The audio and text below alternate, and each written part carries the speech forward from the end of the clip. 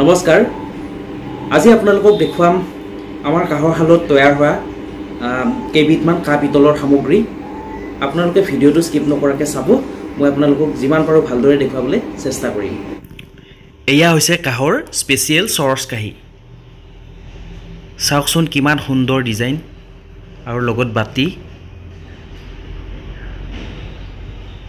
আৰু এয়া হৈছে কাহৰ সৰু কাহি অন্নপ্ৰসন বাৰ্থডে আদিত গিফ্ট দিব পৰাকৈ তৈয়াৰ কৰা হৈছে সৰু ল'ৰা ছোৱালীৰ বাবে আকৌ এবাৰ দেখুৱাই দিছো চৰ স্পেচিয়েল কাহি কেইখন চাওক খুব ধুনীয়া কটা কটা ডিজাইন আছে সৰু সৰু একদম মিহি হয় অকনো ধাৰ নাই ইয়াত খুব ধুনীয়া মানে স্পেচিয়েল হয় কোৱালিটি বহুত ভাল পাব আৰু এয়া হৈছে কাহৰ কাহি তৈয়াৰ কৰি থকাৰ এটা দৃশ্য চাওকচোন কেনেদৰে কাহ শিল্পীসকলে হাতুৰিৰে কুবাই কুবাই তৈয়াৰ কৰি আছে আৰু এনেদৰে সকলো সামগ্ৰী প্ৰস্তুত কৰা হয় কাহৰ যিকোনো সামগ্ৰী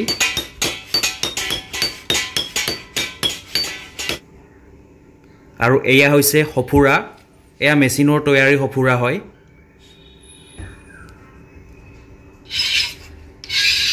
আৰু এয়া চক ফুল কাটি থকা দৃশ্য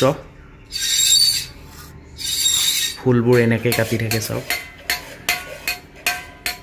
আৰু এয়া হাতুৰিৰে কুবাই কুবাই সমান কৰি আছে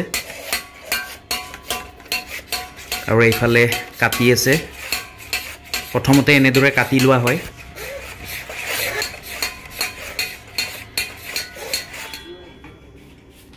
তৈয়াৰ হোৱাৰ পিছত খুব ভালদৰে এনেদৰে কাপোৰেৰে মোহাৰি মোহাৰি চাফা কৰা হয় আৰু ইয়াৰ পিছত বজাৰলৈ ওলাই যায় বস্তুবোৰ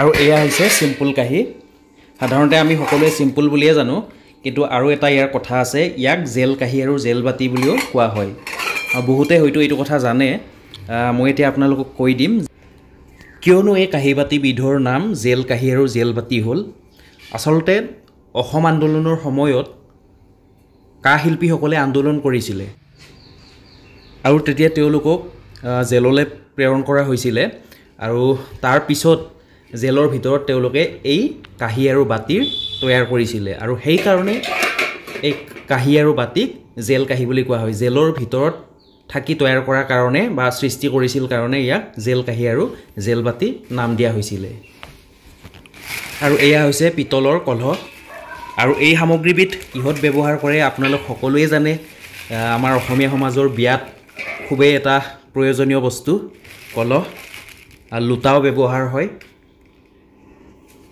আৰু এয়া হৈছে আমাৰ নামনি অসমৰ ভাষাত দোনা বুলি কোৱা হয় আৰু উজনিত ডুং নাইবা খোল বুলিও কিছুমানে কোৱা দেখা যায় আৰু এয়াতো চিনিয়ে পাইছে কাহৰ বৰতাল হয় এয়া 2.5 কেজি ওজনৰ হয় 2 কেজি ওজনৰ পাব বা 1.5 কেজি ওজনৰ পাব 1 কেজি ওজনৰ পাব আৰু সৰু সৰু বিহু তাল বিভিন্ন ধৰণৰ সাইজৰ বৰতাল আপোনালোকে পাব আৰু বৰতাল কেনেদৰে কিনুতে কি চাব লাগে মই আপোনালোকক আগৰ ভিডিঅ'ত খুব ধুনীয়াকৈ কৈ দিয়া আছে গতিকে আপোনালোকে ভিডিঅ'বোৰ চাবচোন তেতিয়া গম পাই যাব যদি বুজি নাপায় অনুগ্ৰহ কৰি মোক ফোন কৰিব মোৰ ফোন নম্বৰ দিয়াই আছে ফোন কৰি সুধিলেও মই আপোনালোকক যিমান পাৰো হেল্প কৰিম বুজাই দিবলৈ চেষ্টা কৰিম এয়া হৈছে কাহৰ হাতে তৈয়াৰ কৰা বান কাহি সৰু সাইজৰ হয় একেবাৰে সৰু সাইজৰ হয় এইখন সৰু ল'ৰা ছোৱালীৰ কাৰণে হয় আৰু এইখন অকমান ডাঙৰ সাইজ হয় মানে মিডিয়াম সাইজ বুলি ক'ব পাৰি 1 কেজি ওজনৰ আছে 1.5 কেজি ওজনৰ আছে 2 কেজি আছে 2.5 কেজি আছে 3 কেজি আছে মুঠতে বিভিন্ন ধৰণৰ বান কাহি আপোনালোকে পাই যাব ডিজাইন একে থাকিব কেৱল ওজনবিলাক কম বেছি থাকিব আৰু সাইজ লৈ দামবোৰ হ'ব মই আগৰ ভিডিঅ'ত আপোনালোকক গোটেই দামবোৰ ধুনীয়াকৈ কৈ দিয়া আছে আপোনালোকে ভিডিঅ'বোৰ অনুগ্ৰহ কৰি এবাৰ চাবচোন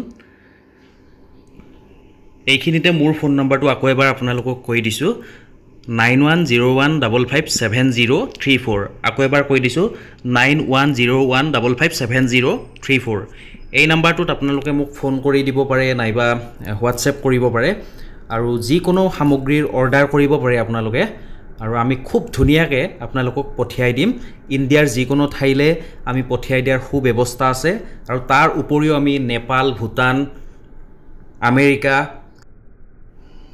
আদি বিভিন্ন ঠাইলৈ আমাৰ পঠিয়াই দিয়াৰ সুব্যৱস্থা আছে কেৱল পঠিয়াই দিয়াৰ খৰচটো আপোনালোকে দিব লাগিব এতিয়া আপোনালোকক দেখুৱাবলৈ লৈছোঁ পিতলৰ চৰিয়া, বিয়াত প্ৰয়োজন হোৱা এবিধ সামগ্ৰী। বিভিন্ন চাইজৰ পোৱা যাব আৰু হেতাও পাব, পিতলৰ গিলাচ পাব। আৰু এইটো হৈছে পিতলৰ ঘটি। বিভিন্নজনে কেতিয়াবা প্ৰশ্ন কৰা দেখা যায় যে ঘটি কাঁহৰ থাকেনে? পোনপটীয়া উত্তৰ, কেতিয়াও নাথাকে কাঁহৰ, পিতলৰ হয় ঘটি। কিছুমান দোকানীয়ে হয়তো কাঁহৰ ঘটি বুলি কৈ এইটো বিক্ৰী কৰা দেখা যায়, কিন্তু এইটো কৰিব নালাগে কেতিয়াও। এইটো পিতলৰ হয়, কাঁহৰ ঘটি নাথাকে, বিশেষকৈ অসমত নাথাকে। আৰু এইটো হৈছে পিতলৰ টৌ। খুব ধুনীয়া হয় টৌটো, কোৱালিটি ভাল, হাতে নিৰ্মাণ কৰা হৈছে। আৰু এইটো হৈছে পিতলৰ এটা খুব ধুনীয়া হাতে তৈয়াৰ কৰা দুনৰি। এইটো আমাৰ অসমীয়া সমাজৰ বিয়াত খুবেই প্ৰয়োজনীয় বস্তু। আৰু এইটো হৈছে কাঁহৰ চৰিয়া, হাতে তৈয়াৰ কৰা, খুব ধুনীয়া চাইজৰ হয়। 1 কেজি চাইজৰ পাব আপোনালোকে, 1.5 কেজি পাব, 2 কেজি পাব, একদম চৰচ কোৱালিটি। আৰু এয়া হৈছে ডাঙৰ বান কাঁহী, হাতে তৈয়াৰ কৰা। আজিকালি বান কাঁহী দুটা কোৱালিটিৰ ওলাইছে। মই আপোনালোকক আগৰ ভিডিঅ'বিলাকত দেখুৱাই দিছোঁ, কৈ দিছোঁ, এতিয়া আৰু ৰিপিট নকৰোঁ। এইখন সম্পূৰ্ণ হাতে তৈয়াৰ কৰা হয়।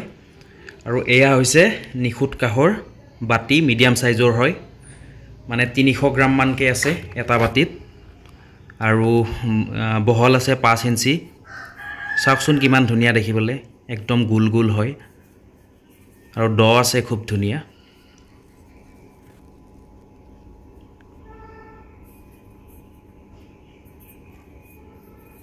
সঁচাকৈ বহুত ধুনীয়া হয়, সম্পূৰ্ণ হাতে তৈয়াৰ কৰা হয়। মই আপোনালোকক আগৰ ভিডিঅ'বিলাকত খুব ধুনীয়াকৈ দেখুৱাই দিছোঁ হাতে তৈয়াৰ কৰা কেনেদৰে চিনাক্ত কৰিব পাৰি।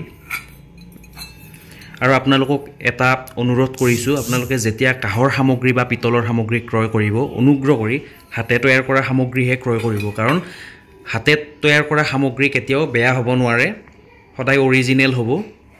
কিন্তু মেচিনত তৈয়াৰ কৰা বস্তু আপোনালোকৰ অৰিজিনেল নহ'বও পাৰে, আৰু খুব কম দিনতে বস্তুটো বেয়া হৈ যোৱাৰ বহুত চান্স থাকে, ক'লা পৰি যোৱাৰ চান্স থাকে।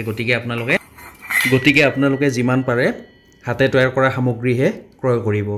আৰু তেতিয়া আমাৰ সৰ্থেবাৰী তথা অসমৰ কাঁহ শিল্পটো সদায়ে জীয়াই থাকিব। চাওকচোন আমাৰ অসমখন কিমান চহকী, বহুত শিল্প আছে আমাৰ অসমত, বহুত সম্পদ আছে। এইবোৰ মই আপোনালোকক নক'লেও আপোনালোকে খুবেই ভালদৰে জানে। আৰু আমাৰ এই সুন্দৰ সুন্দৰ সম্পদবোৰ, সুন্দৰ সুন্দৰ শিল্পবোৰ আমিয়ে ৰক্ষা কৰিব লাগিব, নহয় জানো? চাওকচোন কিমান ধুনীয়া বানবাতি, সম্পূৰ্ণ কাঁহৰ হয়, হাতে তৈয়াৰ কৰা হয়। আপোনালোকে বানবাতি বিভিন্ন চাইজৰ পাই যাব। এইটো মিডিয়াম চাইজৰ হয়, ইয়াতকৈ অকণমান সৰু চাইজৰো পাব, বা ইয়াতকৈ ডাঙৰ লাগিলেও আপোনালোকে পাব। বানবাতি একদম ধুনীয়া ধুনীয়া স্পেচিয়েলো আছে। সেইবিলাক ধৰি লওক 500 গ্ৰাম চৰচ বাতি, আৰু আপোনাৰ 1 কেজি ওজনৰ পাব, 1.5 কেজি ওজনৰ পাব। সেইবোৰৰ দামবোৰ অলপ বেছি হ'ব। সেইবোৰ অৰ্ডাৰ দিলেহে আমি আপোনালোকক বনাই দিব পাৰিম। আৰু এইবাৰ দেখুৱাইছোঁ কাঁহৰ স্পেচিয়েল চৰচ কাঁহী, খুব ধুনীয়া ধুনীয়া ডিজাইন অঁকা আছে।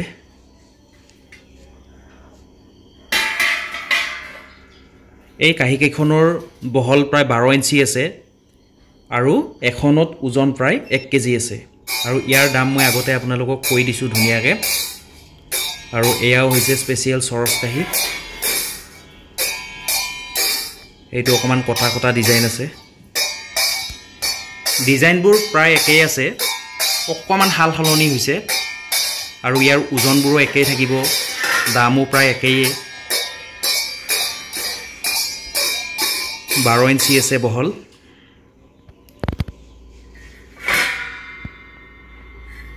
চৰচ কাঁহীবোৰ আচলতে খুব ডাঠ হয়, একদম গদগদীয়া হয়, মজবুত হয়। এই কাঁহীকেইখনত খাবলৈ খুবেই ভাল, কিন্তু এটাই প্ৰব্লেম আছে, ধুবলৈ বহুত দিগদাৰ। মানে কি হয়, ওজন বেছি থাকে যে, সেইকাৰণে ধুবলৈ অকণমান মানে ডেইলি ইউজৰ কাৰণে ভাল নহয়। যিহেতু ওজন বেছি আছে। আজিকালিৰ কিছুমান বোৱাৰী অৱশ্যে অকণমান দিগদাৰ পায় কাঁহীকেইখন ধুবলৈ, যিহেতু ওজন বেছি আছে। আমাৰ মাহঁতে কিন্তু এইবোৰ দিগদাৰ নাপায়, খুব ধুনীয়াকৈ ধুৱে। এনেই ধেমালি কৰিছোঁ দেই, কোনেও বেয়া নাপাব, চৰি। এতিয়া মই আপোনালোকক দেখুৱাবলৈ লৈছোঁ কাঁহৰ কোৱাৰ্টাৰ প্লেট। এইকেইখন অকণমান ডাঙৰ চাইজৰ হয়, 10.5 ইঞ্চিমানকৈ আছে, কিন্তু ওজন বেছি নাথাকে। আৰু এইকেইখন আপোনালোকে ভাত খোৱাৰ কাৰণেও ব্যৱহাৰ কৰিব পাৰে, আৰু ৰুটি বা লুচি খাবলৈও আপোনালোকে ব্যৱহাৰ কৰিব পাৰে। আৰু এয়া হৈছে কাঁহৰ বটা। কাঁহৰ বটা আপোনালোকে বিভিন্ন চাইজৰ পাই যাব, আৰু এনেকুৱা স্পেচিয়েল কোৱালিটিৰ বটাও আপোনালোকে পাই যাব। এইখন 5 কেজি ওজন আছে, বা 2 কেজি ওজনৰ লাগিলেও পাব, 1.5 কেজি ওজনৰ লাগিলেও পাব, আৰু 3 কেজি ওজনৰ লাগিলেও পাব। এইবোৰ কিন্তু সম্পূৰ্ণ স্পেচিয়েল হ'ব, দামো বেছি হ'ব ইয়াৰ। ফিনিচিং আৰু ডিজাইন বহুত ধুনীয়া হ'ব, গতিকে লাগিলে মোক কল কৰিব। আৰু এয়া হৈছে জেল কাঁহী, অকণমান আগত আপোনালোকক দেখুৱাইছিলোঁ, মানে চিম্পুল কাঁহী। 10 ইঞ্চিৰ পৰা আপোনালোকে 12 ইঞ্চিলৈকে এনেকুৱা কাঁহী পাই যাব। আৰু হোটেল ৰেষ্টুৰেণ্ট আদিৰ কাৰণে লাগিলেও আপোনালোকে পাই যাব। 14 ইঞ্চিৰ কাঁহীও আপোনালোকে পাই যাব এনেকুৱা। এইখন মিডিয়াম চাইজৰ বটা হয়।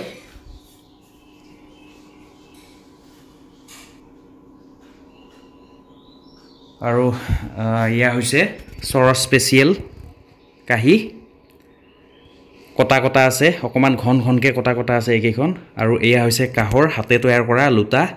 লোটাৰ এতিয়া বহুত বেছি দাম হৈ গ'ল। আচলতে আগতেও লোটাৰ দাম বহুত বেছি আছিলে, কিন্তু এতিয়া আকৌ বহুত বেছি বাঢ়ি গ'ল, পাবলৈ নাই আচলতে। যদি আপোনালোকক কাঁহৰ হাতে তৈয়াৰ কৰা লোটাৰ প্ৰয়োজন হয়, অনুগ্ৰহ কৰি মোক জনাব, বা মোক কল কৰিব, বা হোৱাটছআপ যোগে মেছেজ কৰিব, মই যোগান ধৰিম আপোনালোকক। এই কাঁহীখন চাওক, বেক চাইডটো হাতুৰি কোবৰ চিন। আকৌ এবাৰ দেখুৱাই দিছোঁ আপোনালোকক জেল কাঁহী। আপোনালোকক অকণমান বেছিকৈ দেখুৱাইছোঁ আজি। যদি প্ৰয়োজন হয় আপোনালোকে আমাৰ ভিডিঅ'বোৰ চাই স্ক্ৰীনশ্বট এটা মাৰি পেলাই হোৱাটছএপত পঠিয়াই দিব। যিটো সামগ্ৰী আপোনালোকক লাগে বা দাম জানিব বিচাৰে, আপুনি স্ক্ৰীনশ্বট এটা লৈ ল'ব, লৈ পেলাই আমাক হোৱাটছএপত পঠিয়াই দিব, আৰু আমি আপোনালোকক দামসমূহ ধুনীয়াকৈ জনাই দিম।